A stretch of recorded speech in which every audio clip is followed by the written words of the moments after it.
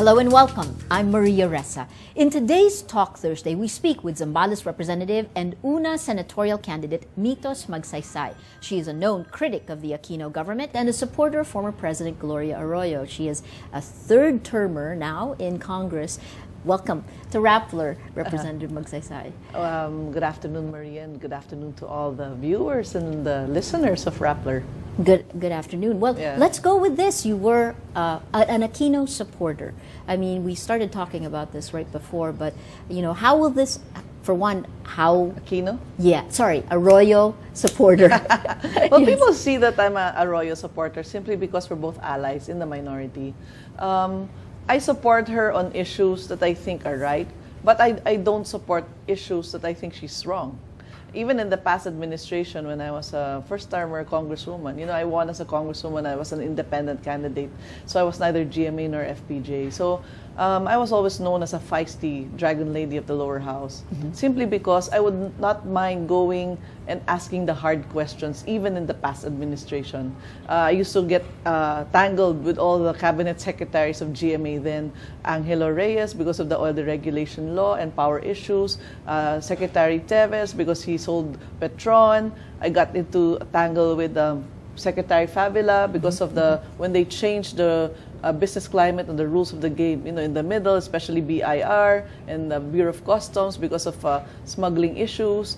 I'm the kind of legislator who's not afraid to talk and articulate my position, especially if I feel that policies and programs are not being delivered properly. So it doesn't matter whose administration it is, whether it's GMA or Aquino, it doesn't matter to me. How much of the positions you take, though, also factor in winnability in future elections? Well, you know, as far as I'm concerned, I'd rather be myself.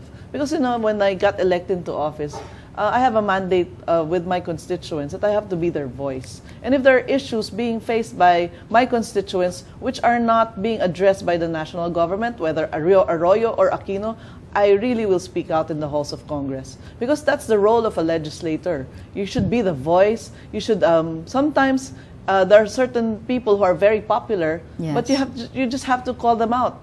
Especially if the basic services and the delivery of projects and programs are not delivered properly. Well, so I'm not afraid.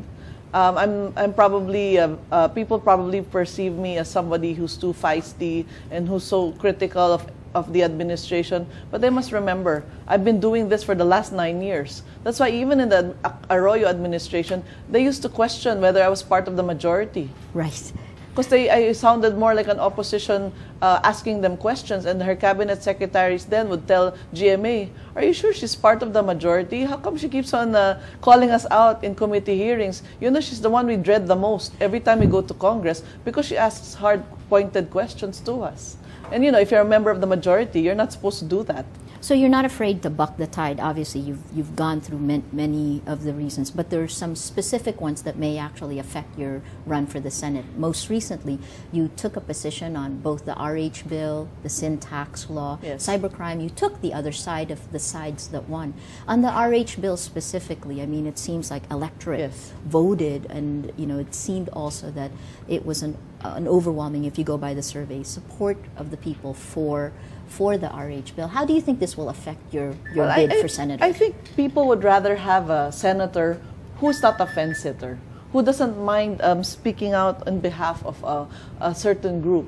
Right. Because, you know, at the end of the day, people need somebody who can articulate their views, who's not afraid to make a stand, who has the principles enough to say her piece without considering monetary considerations coming from the administration. And we all know that every time you toe the line of the administration, you always get freebies after.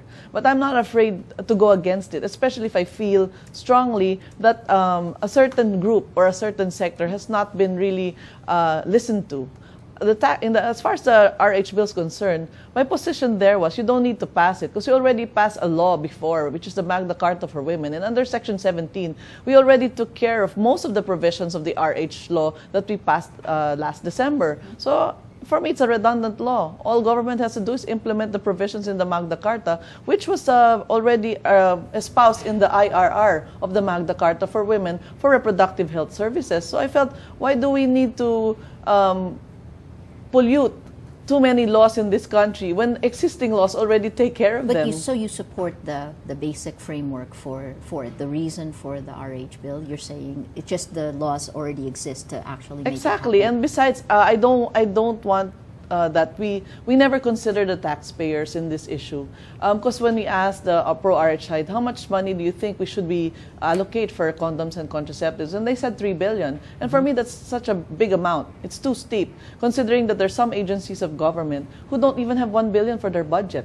And if you look at tertiary education, scholarships for the poor, it's only 500 million pesos. If you look at skills training program for the poor under test, it's only 700 million pesos. I would rather put the money in educating the poor people of this country so that they can become productive citizens of the country. Because at the end of the day, even if I give them tons of condoms and contraceptives, it will never change their lives. Probably it will not add children, but still, if they were poor then, they're uneducated, they're unproductive, they will still remain that way, not unless you put another factor in, which is educating them, making them productive through skills training program, vocational courses, because I see that in this country, the only way you can get a job or land a job is if you finish something. And for me, the government should invest heavily in scholarships for the poor because they can always get it back. How? Once these poor people get jobs, whether here or abroad, you can always tax them for their salaries. And it will go back to government in another form. That's why, for me, it's a matter of prioritizing where the money of government should go. So you're saying, though, you agreed with what the majority of Filipinos said in the survey, that there is some necessary, at least in the education component, in getting contraceptives to people. Is that... You know, I'm also for information, but it should not be mandatory. You should not force people, especially if they don't like the bill. Because at the end of the day, it's the taxpayers who will fund this bill. And the problem is, majority of the taxpayers are Catholics. And if they don't want to put the money in the buying condoms and contraceptives, then we should respect their opinion and their decision. Anyway, government should be the one, whatever money government spends comes from the people. What about, let me move it to the sin tax. Again, the sin tax law, that's the reason why I'm against the sin tax law, because there was really no safeguard. They only gave us motherhood statements as far as how we're going to take care of all these tobacco farmers and the downstream industry, of how they're going to get by after the law is passed. Right. Because they keep on saying that they'll be providing assistance to the affected tobacco farmers. Correct. But they never gave us how. The how, the what, and the why, and the what are we going to do next? Because we can't afford that these people used to earn so much money, and then now, all of a sudden, their livelihood will be gone. Do you just give them a CCT program for them to get by? Until the government or the law does not satisfy my query with regards to how we're going to address the root cause if in case taxes go up, sales go down, the sale of tobacco leaves will go down, the income of the tobacco farmers will go down, the downstream industry until the sari-sari stores will go down, I guess it's very difficult to pass a law because I don't just look at it on the point of view of the health issue. When you pass a law, you have to look at the overall picture and get everyone involved. All the stakeholders should be involved and should be heard. So were you saying that the law is right, but it didn't address all of the concerns of the farmers who would be affected? I don't mind increasing the taxes on tobacco and alcohol, companies. But it shouldn't be too steep that it will affect the industry itself. Because for me, when you put up too high in taxes on cigarettes and alcohol, definitely the demand for alcohol and cigarettes will go down. And when the demand for alcohol and cigarettes go down, majority of the tobacco leaves being produced by our tobacco farmers are being bought by all these tobacco producing companies, especially for low-grade cigarettes. Yes. And it's the low-grade cigarettes that get affected because 90% of the cigarettes being sold in this country are being patronized by the poor, which is the low-grade cigarettes. Yes. So definitely, once it affects the sale, then how can you now expect these people to have the same kind of income as before when the market has withered down? And the next point there is, they're never really satisfied as how we can ensure that smuggling of cigarettes and alcohol will not proliferate in this country, knowing that the tax leakage in the Bureau of Customs is so high. During the Estrada administration, it was 3.2 billion yearly average for tax leakage. Arroyo years, it was 3.6 billion.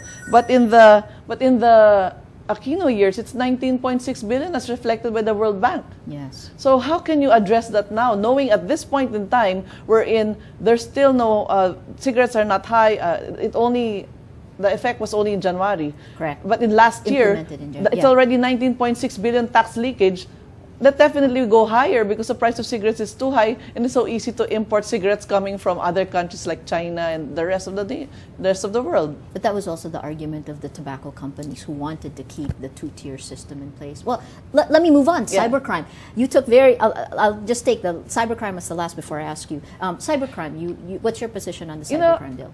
The cybercrime law that we passed, this was not the version we passed in the lower house. We were also shocked that the version that was passed in the BICAM was a totally different animal from what we passed in the lower house, and we were never informed.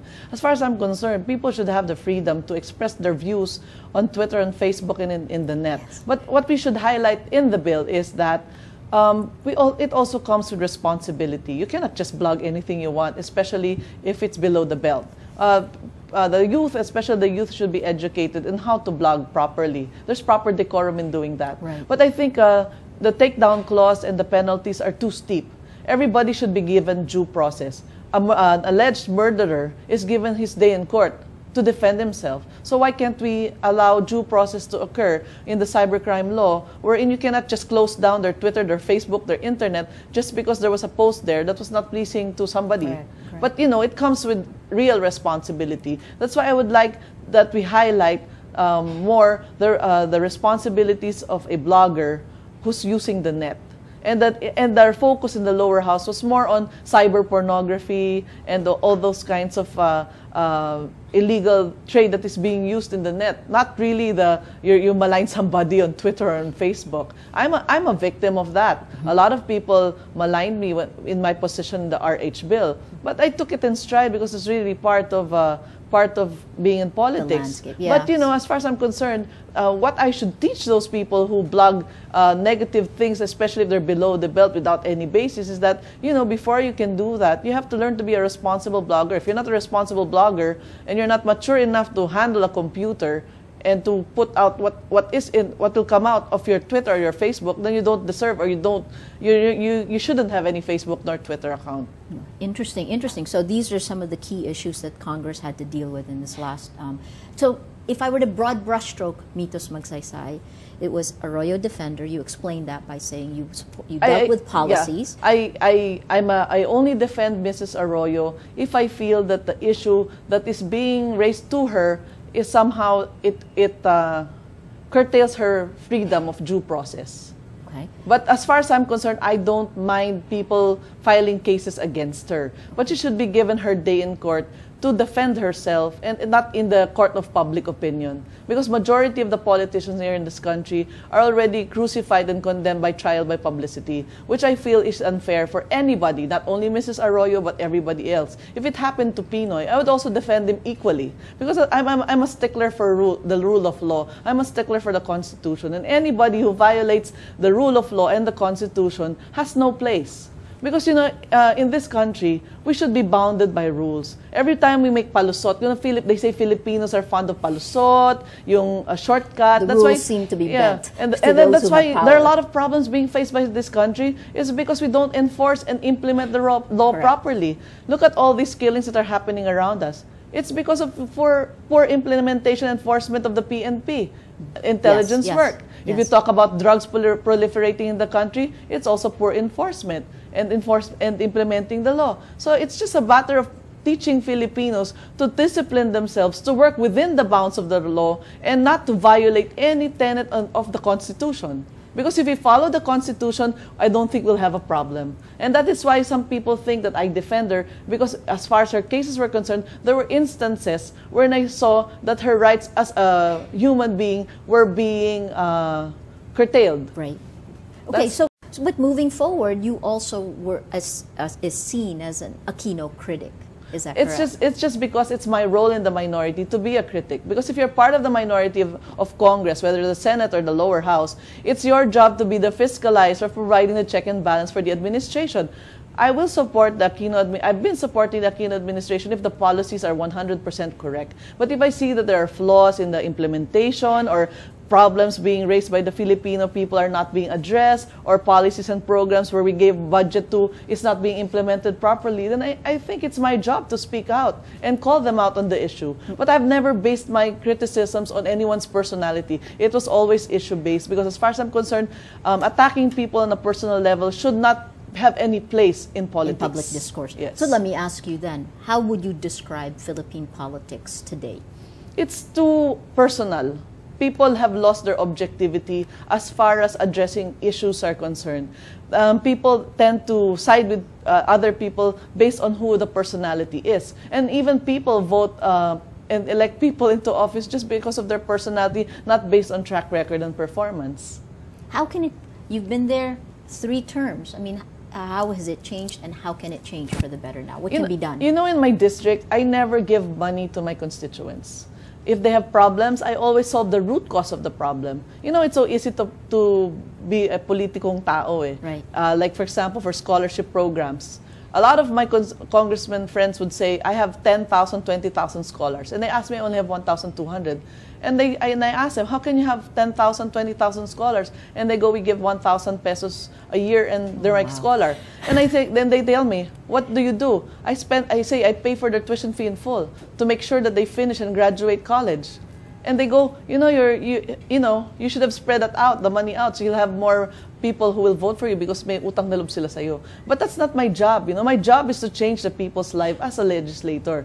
If it will only entail 1,200 scholars and that's how far the money will go, then I will have 1,200 scholars, because I want to make sure that that person's life changes after I have helped them through the money of government, because I don't want to waste government funds on projects that I feel will not really help them out. That's why for the last 9 years, I've been known as Congresswoman Libre in my district, because for the last 9 years, every day, from Monday to Saturday, 5 in the morning till 4 in the afternoon, I provided medical clinics in my 3 towns in my city of Olongapo, and we provide free healthcare, free doctors, free medicines from babies till senior citizen, free maintenance medicine of the senior citizen for hypertension, diabetes, and arthritis, free dental care, free dentists, and I'm the only legislator in the history of Congress, past and present, that has a free diagnostic laboratory for free urine analysis, fecalysis, blood chemistry, sugar, and cholesterol. That's why my public school teachers get their medical exams, which is a requirement of DepEd, yearly for free. Right. And I'm the only legislator in the history of Congress that has a free drug test laboratory accredited by LTO. That's why my tricycle, jeepney, bus, and taxi drivers get their drug test exams for free. How do you fund these projects that you bring in? In the last 2 years, you've received no pork barrel. You know, since I started in August of 2004, I never had any pork barrel then. I only got my first pork barrel in January of 2005, and I already started it then. Let's put it this way. I got crippled when the Aquino administration decided to withhold my PIDA for the last 2 years, which I found unfair. If they have a beef against Mitos Magsaysay, don't take it out on my constituents. They deserve that money because they're taxpayers and they've been contributing to the national wealth. But you know, instead of sitting down in one corner and cry and tell them, sorry, I cannot continue my programs, what I did, there were a lot of private corporations who have helped in my course as a congressman, which I never asked for any help in the past. And they're the ones helping me now. Most of their corporate social responsibility funds, they're putting in my district. And I never asked them for cash. I always ask them in kind. If I needed something for my medical program, like my medicines, I give them a list of the medicines I need. For my diagnostic laboratory, I give them a list of the reagents I need. And for my drug test laboratory, I give them a list of what I need. They procure it, they bring it to my district. And how thorough I was in accounting for each and every tablet, where it went, because I normally make my constituents sign for all the programs. I've submitted that to COA before when I was a congresswoman, when I had my PDAF. I also do the same policy with the private sector. And that is why... So you went ahead and funded. You looked for funding for the projects that you had. And I'm not the type who'll just sit down and cry. I'll fight back. And I'll fight back because it's my obligation to help my constituents. So question there, I mean, in terms of, again, you're seen as a critic of this administration. You explained why. Yet this administration seems to be doing well now. How does that change? Well, you know, I'm glad if they're doing very well, because sometimes, let's face it, in any administration, no one's perfect. Yes. You always need somebody to kind of prop you up, to challenge you to do better. And if that's my role, to challenge them to do better and to prove me wrong, then probably I'm doing a good job already, because they're always on their toes, doing what's good for the country. They say that our economy grew, but you know, I'm glad, I'm happy. But then the economic growth should also reflect inclusive growth, and like, it should be felt by the grassroots level. Because up to now, if you look at the surveys, people will still say they're still poor. 53% will say they're poor, they're hungry, and they still have no jobs. And that is why I want that the economic gains made by this administration should also trickle down to the grassroots level by providing real jobs, real opportunity for them to have money to buy food on the table and not to rely on dole-outs coming from government. That's why it's very important that this May 2013 election should really be a reflection of the true will of the people. You know, there's so many issues about the PCOS machine, flying fast That's and one free. of the questions that have come flying in. fast What and do you free think? nowadays. Yeah. What do you think of the Comelec? You know, what I think the Comelec should do is that they saw that initially with the PCOS machines that they brought out, there were a lot of flaws. It didn't read the ballots, it didn't transmit the ballots. It's about time they start airing all these 75,000 PCOS machines nationwide and start running them, just to make sure that by the 2013, it will be running well and it will be accurate. Because you know what? Sayang naman, all the gains that the administration has moved. They went down to 3.2% economic growth. They're now up to 6.6% growth. I don't want that to be negated after the elections because people will not have any trust in the government because the PCOS machine failed to provide the real mandate of who should have won in the elections. You talked about politics being too personal, too personalistic here. How can you change it? You're running now for elections. You've taken strong positions on unpopular positions on certain things. How will you change the tenor of politics in your campaign? You know, for me, it's very important to educate the people. You know what's a sad thing here? Some politicians don't want their constituents to grow because they see that if the poorer they are, it's easier to control them. That's why I want to have a strong middle class. Because once the middle class is very strong, they earn their own money, they cannot be dictated on anymore because they'll say, hey, you're not feeding me. You're not feeding my family. Whatever comes in my table comes from my own toil. And I will vote for whoever I want. I want this person, and I'm going to vote for that person. You cannot dictate to me kasi may utang na loob ako sa'yo kasi I get my medicines from you or my family goes to you every so often for every little thing. How do you deal with those values that have been in many ways twisted? You know, like utang na loob is a good thing in the beginning, but now it's twisted. Maria, when I started out in 2004, my district was used to traditional politicians. But I changed that. You know, when I first ran and I opened my medical clinic the first time, people lined up because they wanted to get cured. And there were some people there who said, why will I line up? I'm your leader. You know, I helped you win this election. And I said, you know, thank you so much for helping me. But you know, as far as I'm concerned, I already thanked you for it. If you need help coming from me, I think we have to ask permission from all those 1,000 people lined up. And if they agree na mauna ka, fine with me. But you have to deal with them first. I don't mind ruffling people's feathers, but I will always maintain a consistent policy from start to finish because if you are consistent and you don't play favorites to anyone, people will learn to respect you. And that's what I got in my district. This is interesting because the perception, I think you asked this earlier, is why is that brought up, being an Arroyo supporter? The perception is that you benefited from that. Actually, you know, that's the misnomer of it all. I'm the one who was least close to GMA in the past administration. I never went to presidential trips. I never had any extras as far as my PDAF is concerned. I never was one of those who benefited from PCSO as far as ambulances are concerned. The fertilizer scam, I was never involved in that. The NBNZT, etc. Look at my record. I'm sure the administration looked at my record. Considering I'm the vocal critic of this administration, yes, they found nothing. Because I didn't benefit anything from her. And then she was wary of me also. Yes. Because I'm too vocal for her. Like, I would call a spade a spade. There were instances. That's just not very culturally representative. I mean, why? Are there negative things that have come at you as a politician because you call a spade a spade? Well, probably people find me too vocal, too frank. And I guess Filipinos would always like to be patronized.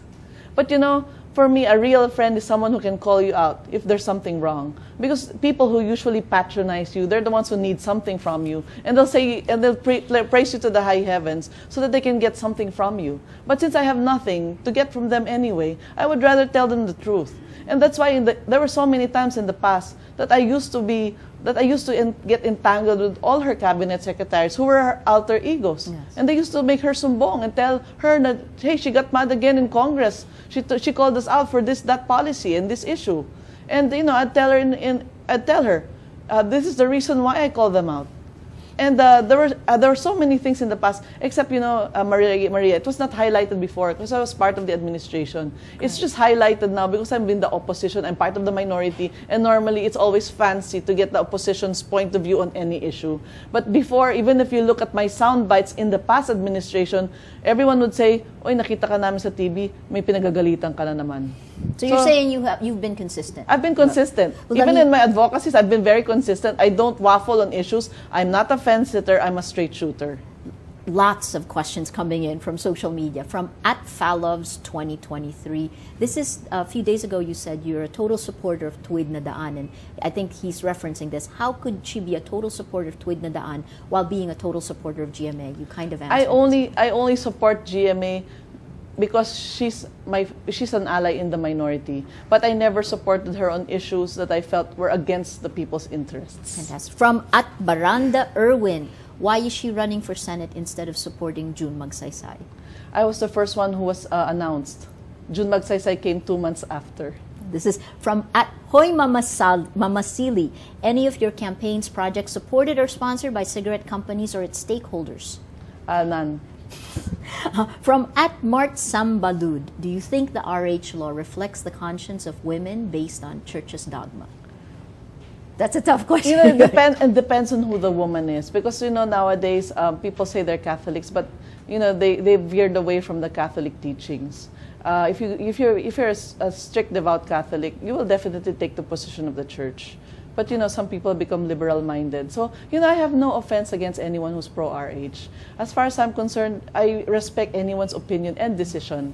It's just a matter of, it's very difficult for us legislators because we're the ones who have to call out and make the hard decision of where the money of government should go. And I have to take into consideration the taxpayers of this country. If they're willing to spend $3 billion in procuring condoms and contraceptives or putting it instead, probably pay $1 billion for condoms and contraceptives and $2 billion in scholarships for the poor, which I know will alleviate the plight of the poor.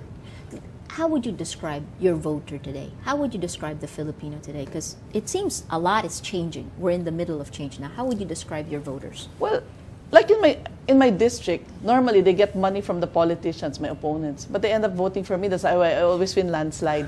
I never used money in any of my elections because I feel that if you like me, you vote for me. I've worked hard for 365 days a year, 24/7. So I don't think I should buy your vote. If I buy your vote, I'm fooling myself.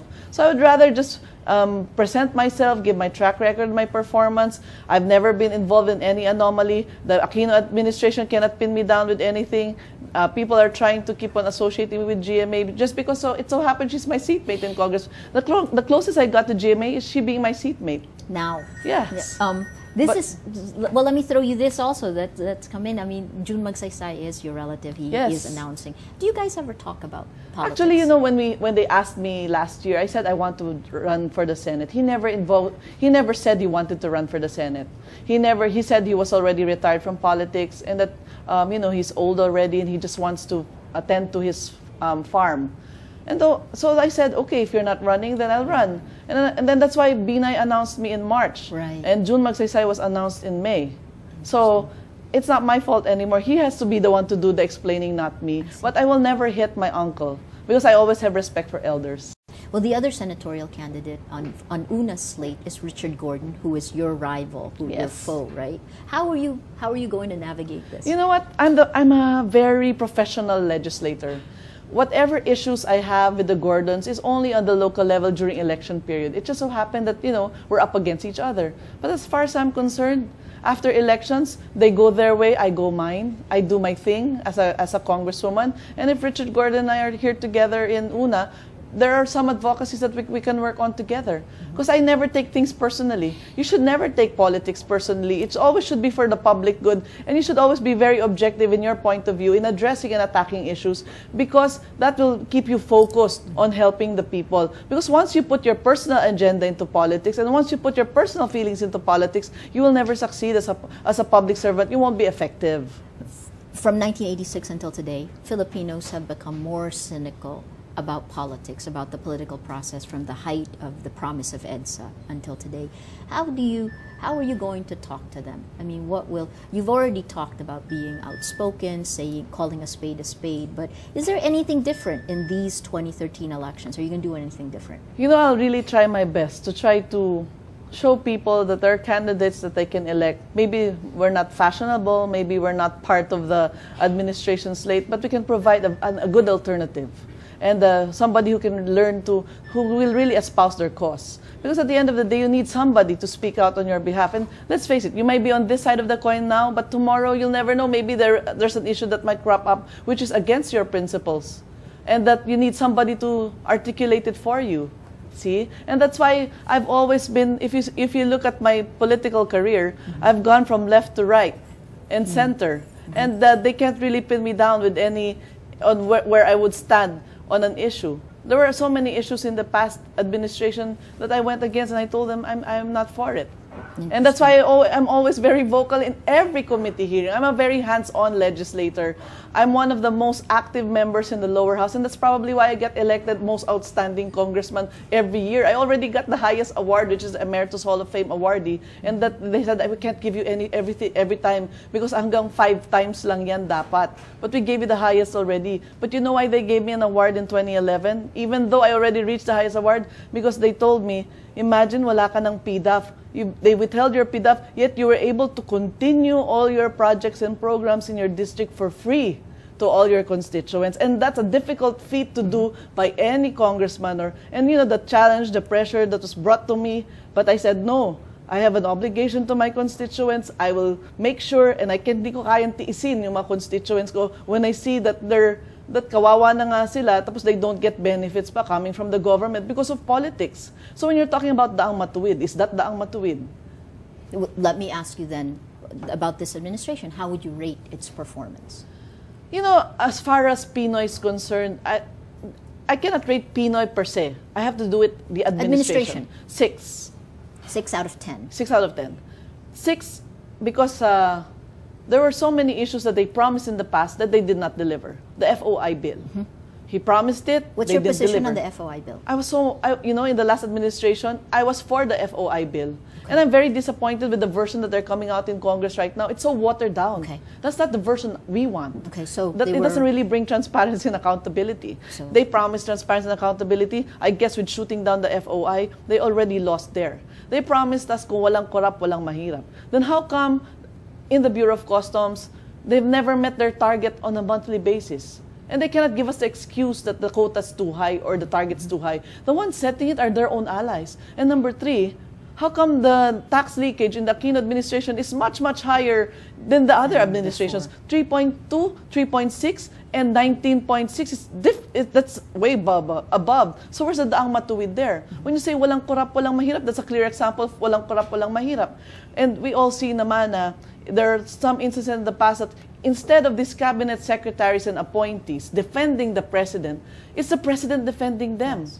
You know, there was a clear case when I keep on saying this. I went to Negros Oriental. I knew that the president saw how devastated it was after the earthquake. And he even released 990 million for rehabilitation of the province. It went to the normal process of NDRRMC, yes, and then the executive secretary signing it, the DBM released half of the amount to the province. But because it came during the period of elections, and the incumbent governor is not an LP, he's I don't know what party he belongs to, and they have a candidate for governor. They were saying, let's not give the money to the governor. Popogi siya eh. Kawawa yung kandidato natin, baka hindi manalo. Kasi syempre, the people will ingratiate themselves to the governor because he was the one who was able to rehabilitate the province. Imagine, ginawang negative saro ni Butch Abad. And who suffered? The people of Negros Oriental. And sinong napahiya? Si Pinoy. That's why I was saying, why are you doing that to your own president? You're marginalizing Pinoy. They say that it's Unao's going to make him a lame duck president. No, it's not. It's they. His allies in the administration are the ones who are making him lame duck because of political reasons. They're looking at 2016. Hey, he's the president. He decided, I want to give 990 million to that province. I want to make sure that the promise I made that to rehabilitate it. You know, I went to there recently after New Year. Yung nagibang tulay, yung mga nasirang kalsada hanggang ngayon, giba pa rin. Hindi na pagawa because of politics, because they want to release the funds. So, where's the daang matuwid there? let me pull you out bigger picture. Right now, the Philippines is one of the fastest growing economies in the world, yes. in Asia for sure, right? Part of it is we're because the rest of the world, the developing nations, are not doing well. Yeah, they're we're not actually doing well. doing better in comparison also. So we're gaining a boost from that. These elections are coming at a key time. Do you see any kind of transformation that will happen? Or are we going to be stuck at the he said, she said, personality-driven politics? I think, well, if you look at the commercials pa lang you can already see. In una, it's us talking, the candidates themselves saying their advocacy and telling them what they feel about how they want to serve the people. In the Team Pinoy, they're just walking in a treadmill probably, and it's just the president talking. Is that already a prelude to what might happen if they win in the Senate? Isn't that those strategies of having a very popular president? But you must remember, Binay is more popular than Pinoy.